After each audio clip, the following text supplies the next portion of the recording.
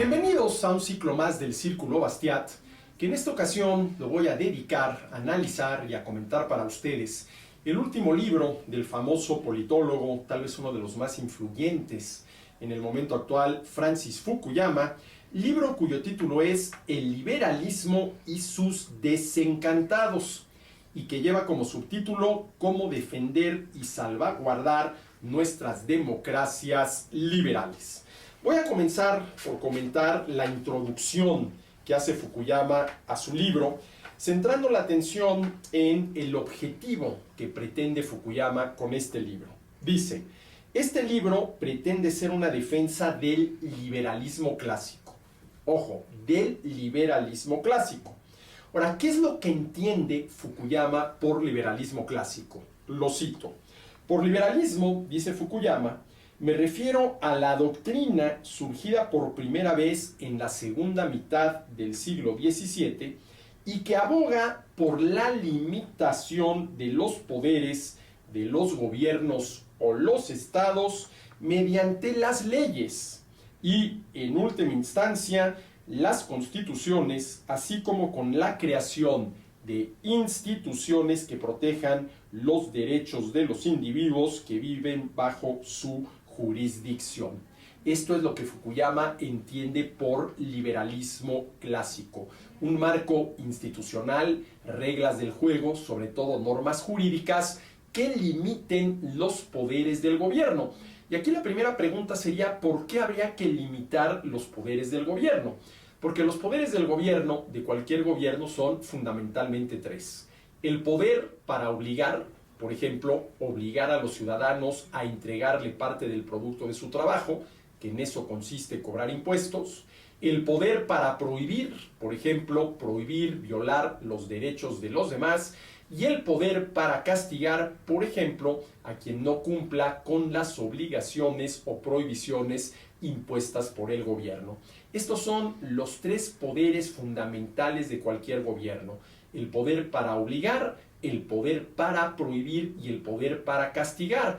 Y esos poderes, pues vamos a decirlo así, en manos poco escrupulosas, pueden degenerar en el ejercicio de un poder arbitrario, entendiendo por ello que vaya en contra de la libertad individual y de la propiedad privada, como muchas veces ha sucedido a lo largo de la historia. Entonces, lo que pretende Fukuyama con este libro es realizar una defensa del liberalismo clásico, refiriéndose a la doctrina surgida por primera vez en la segunda mitad del siglo XVII, y que aboga por la limitación de los poderes de los gobiernos o los estados mediante las leyes y, en última instancia, las constituciones, así como con la creación de instituciones, sobre todo normas jurídicas, que protejan los derechos de los individuos que viven bajo tal jurisdicción. Una vez dicho esto, dice Fukuyama que para él el liberalismo clásico es un gran paraguas bajo el que se cobija una amplia gama de posicionamientos políticos que, no obstante, coinciden en cuanto a la importancia fundamental de la igualdad de los derechos individuales, la ley y la libertad. ¿Qué es lo que está diciendo Fukuyama? Que en el punto o desde el punto de vista del liberalismo clásico puede haber distintos, vamos a decirlo así, ordenamientos políticos, pero que si son verdaderamente liberales tendrán como común denominador el reconocer la importancia fundamental de la igualdad de los derechos individuales. Todos los seres humanos, por el hecho de serlo, tenemos los mismos derechos, comenzando, me remito a John Locke, al derecho a la vida, al derecho a la libertad individual y al derecho a la propiedad privada, ¿sí? Y también la importancia fundamental de la igualdad ante la ley y, muy importante, el tema de la libertad. Ahora, la pregunta es, ¿por qué se necesita una defensa del liberalismo en estos momentos? Cito nuevamente a Fukuyama. Dice, es evidente que el liberalismo ha estado en horas bajas en los últimos años. Según Freedom House, los derechos políticos y las libertades aumentaron en todo el mundo durante las 3 décadas y media transcurridas entre 1974 y principios de la década de los años 2000, pero llevan 15 años seguidos disminuyendo hasta 2021 durante lo que se ha dado en llamar recesión democrática o incluso una depresión democrática. En las democracias liberales consolidadas, dice Fukuyama, son las instituciones liberales las que han sido objeto de un ataque directo.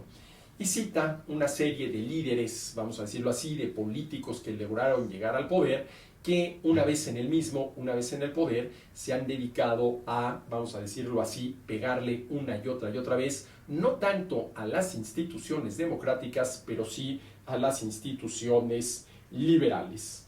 Dice Fukuyama, algunos de estos líderes fueron elegidos democráticamente y han utilizado sus mandatos electorales para atacar a las instituciones liberales a la primera oportunidad.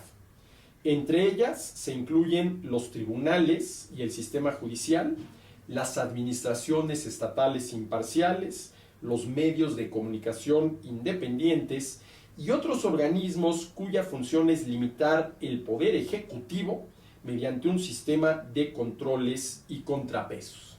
Esto en el caso nuestro, en el caso de México, sobre todo en estos tiempos de la Cuarta Transformación encabezada por Andrés Manuel López Obrador, es muy claro, ¿sí? Es muy claro, ¿sí? Dice Fukuyama, el liberalismo no solo ha sido cuestionado en los últimos años por populistas de derecha, sino también por una renovada izquierda progresista. Y es aquí donde Fukuyama encuentra, vamos a decirlo así, los dos frentes de ataque en contra del liberalismo clásico, ¿sí? Los populistas de derechas, o las derechas populistas, y la izquierda progresista, ¿sí? La crítica de este sector nace de la acusación de por sí correcta de que las sociedades liberales no estaban a la altura de sus ideales de ofrecer un trato igualitario a todos los grupos. Ahora, aquí la pregunta es, si en una sociedad, en un país, en una nación, no se le da el mismo trato a todos los ciudadanos, realmente estamos hablando de sociedades liberales, siendo que uno de los principales principios del liberalismo es la igualdad ante la ley, el mismo trato de todos ante la ley.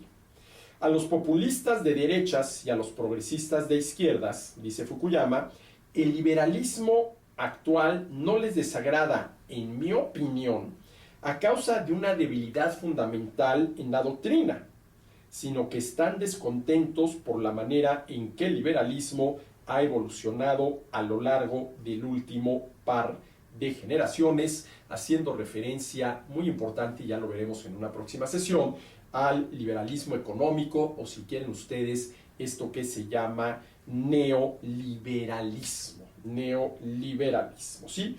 Entonces, los principales ataques en contra del liberalismo, dice Fukuyama, vienen de una renovada izquierda progresista y de populistas de derecha, Ese desencanto ante la manera en que el liberalismo ha evolucionado en las últimas décadas ha traído consigo demandas, tanto de la derecha como de la izquierda, de que la doctrina liberal sea sustituida de raíz por un tipo de sistema diferente. Por parte de la derecha, dice Fukuyama, se han llevado a cabo intentos de manipular el sistema electoral, en este caso de los Estados Unidos, con el fin de garantizar la permanencia de los conservadores en el poder, con independencia de que lo hayan elegido, de que se haya elegido democráticamente. Otros han coqueteado con el uso de la violencia y de un gobierno autoritario como respuesta a lo que interpretan como una amenaza. Esto por parte de la derecha. Por parte de la izquierda, existen demandas de una redistribución masiva de la riqueza y del poder, así como del reconocimiento de los grupos en lugar de los individuos, basándose en unas características determinadas como la raza o el sexo, y políticas tendentes a igualar los resultados entre ellas. Pero lo que dice Fukuyama es que tanto de parte de la derecha populista como de lo que él llama la izquierda progresista, se proponen sustituir de raíz al liberalismo por un tipo de sistema diferente. Ahora, ¿qué es el liberalismo? Yo siempre he dicho, y lo sostengo, que el liberalismo no es una ideología. Es decir, no es una idea preconcebida de cómo debe organizarse la sociedad y de cómo deben comportarse las personas para lograr ese tipo de organización. No es una ideología. El liberalismo clásico, es un principio de conducta que dice lo siguiente: respetando los derechos de los demás y asumiendo el riesgo y la responsabilidad, haz lo que quieras, en pleno ejercicio de tu libertad. Repito, respetando los derechos de los demás y asumiendo el riesgo y la responsabilidad de tus conductas, haz lo que quieras. Y en ese sentido la pregunta es si desde un punto de vista social, de una colectividad, de un grupo de personas que interactúan entre sí de muchísimas maneras, habría que sustituir este principio. ¿Cuál es el único límite que debe ponerse a la acción humana? El respeto a los derechos de los demás. Y en este sentido, desde mi punto de vista, y esto es cuestionable y puede ser motivo de discusiones muy interesantes, el liberalismo no es, insisto, una ideología, una idea preconcebida de cómo debe organizarse la sociedad y de cómo deben comportarse los individuos para lograr ese tipo de organización, que siempre será un tipo de organización ideada por alguien que considera que es el mejor tipo de organización posible y que por eso, por las buenas o por las malas, debería de imponerse. No, para mí el liberalismo es un principio de conducta que afirma que respetando los derechos de los demás y asumiendo el riesgo y la responsabilidad, haz lo que quieras. Haz lo que quieras. ¿Sí?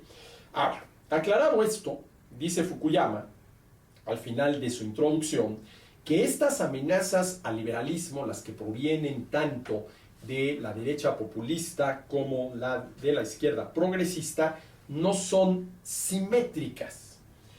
Las procedentes de la derecha es más inmediata y política. La de la izquierda es fundamentalmente cultural y por lo tanto de acción más lenta. Ambas están impulsadas por desencantos hacia el liberalismo que no tienen que ver con la esencia de la doctrina, sino más bien con la forma en que determinadas ideas liberales sensatas han sido interpretadas y llevadas al extremo.